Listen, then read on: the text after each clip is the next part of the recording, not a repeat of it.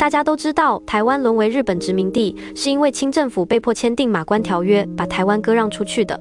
然而，这并非事实的全部。马关条约谈判刚开始，日本就公然违反订约期间不开战的国际惯例，派出舰队炮轰占领澎湖，直指台湾岛。意思很明白啦，不管你大清签不签字，台湾我暂定了。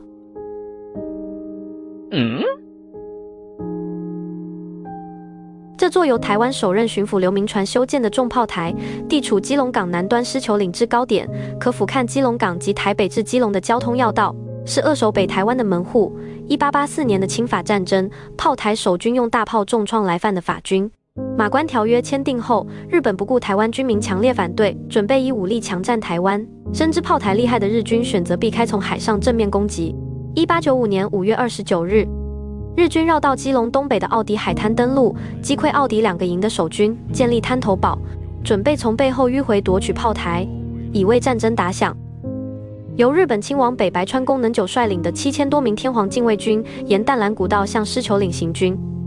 在路过的第一个乡镇双溪镇，就开始了清野行动。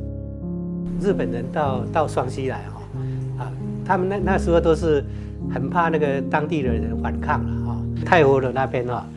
他们那个是一个大家族，他们那个田地非常多，然后他有一次拜拜，那就不要就是跟那个日本的驻在所的分驻所的报案说，哇那边那个土匪听说在那边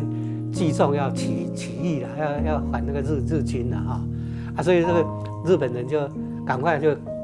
带人去把他们那个太后人的全家都抓起来，就当场那个用武士刀那个就斩杀在他们那边。在日本登陆的农历乙未年，不到1年时间就屠杀了10万台湾军民。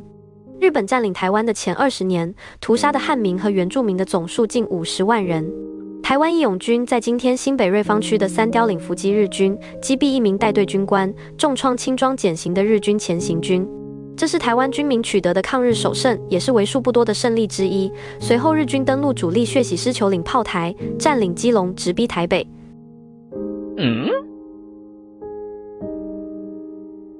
基隆失守，台北震动。见势不妙的台湾巡抚唐景崧从淡水乘轮船内渡厦门，无人守备的台北发生纵火、盗抢。大稻埕商人辜显荣见状，向日军汇报台北无守兵。一开始日军以为有诈，将信将疑，于是辜显荣孤身出城，请日军进城，维持秩序。日军方才从北门承恩门轻松进入台北。后来辜显荣从日本殖民政府获得盐田的特许经营权，成为巨富。鹿港辜家借此起事，成为在台湾叱咤风云多年的首富。1895年6月17日，日本首任台湾总督华山资纪在台北临时总督府举行始政庆典，举行阅兵，从此开始了日本对台湾长达半个世纪的殖民统治。不少日本脱裤生赤身露体，一时间掠人羁押满6万，众人看见金甲兽。这是1897年刊印的《台省民主歌》中记载的日军占领台北后强征物资、性侵妇女的恶行。此后，台北出现逃难潮，而在台湾中南部，邱逢甲率领的义勇军和刘永福率领的黑旗军则继续抗倭保台，浴血奋战。